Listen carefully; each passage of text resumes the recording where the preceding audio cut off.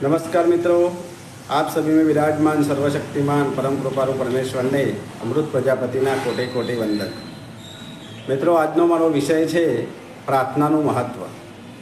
મિત્રો, એક તમને નાનકડી સ્ટોરીથી હું તમને આ વાતને થોડી ક્લિયર કરવાનો પ્રયત્ન કરીશ।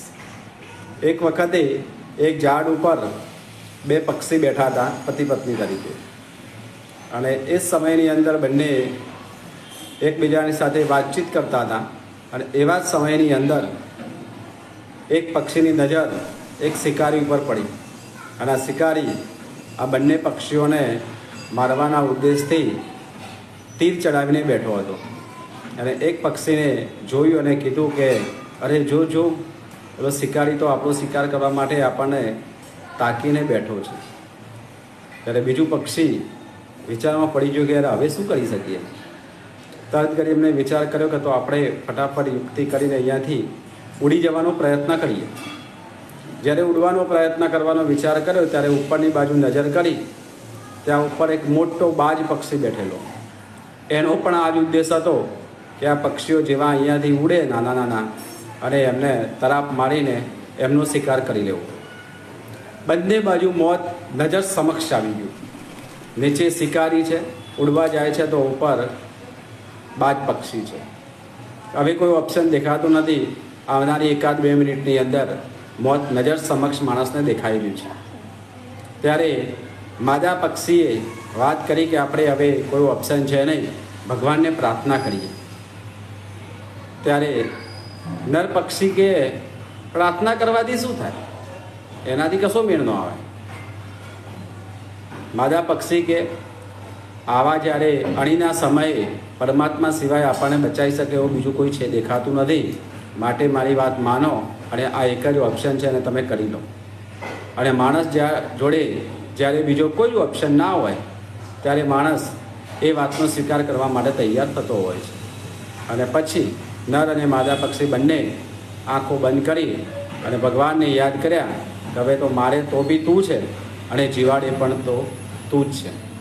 અને દિલથી આવા એન્ડ સમય માણસની જે પ્રાર્થના હોય એ બહુ દિલથી સાચા ભાવથી થતી હોય છે। અને બંનેને આ પ્રાર્થના કરી અને ઉપર પરમ કૃપાળુ પરમાત્માને આ શબ્દોને સાંભળ્યા અને નીચે આવીને એક સાપનું રૂપ લીધું। અને જે શિકારી એને મારવા માટે તીર ચલાવીને તે તૈયારી કરી રહ્યો હતો, એ પાછળથી સાપ આવી અને એ શિકારીને દંશ દઈ દે છે। અને જેવો દંશ દે છે એટલે શિકારીની ચીસ પડી જાય છે। એનું જે નિશાન તાકીતું જે નાના નાના બે પક્ષીઓ ઉપર, એ જ નિશાન સીધું બાજ પક્ષીને લાગી જાય છે। તો ઉપરથી જે બાજ પક્ષી આમનો શિકાર કરવા તૈયાર હતું એનું પણ મોત થઈ જાય છે, અને નીચે શિકારીને સાપ ટચ કરે છે એટલે એનું નિશાન પણ ચૂકી જાય છે। જ્યારે 5 મિનિટ સુધી આ પક્ષીઓ તો પ્રાર્થના જ કરે છે, એમના બંનેમાંથી કંઈ ખબર છે જ નહીં। પણ 5 મિનિટ પછી થયું કે શિકારી આપણને તાકી રહ્યો હતો, તો હજી સુધી કેમ બાણ આવ્યું નહીં।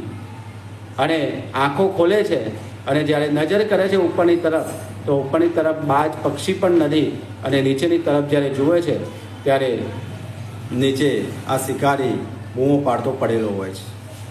ત્યારે એમને સમજાય છે કે ભાઈ પરમાત્મા સિવાય આપણને બચાવી શકાય એમ કોઈ છે નહીં। તો મિત્રો, આ છે પરમાત્માની કરામત।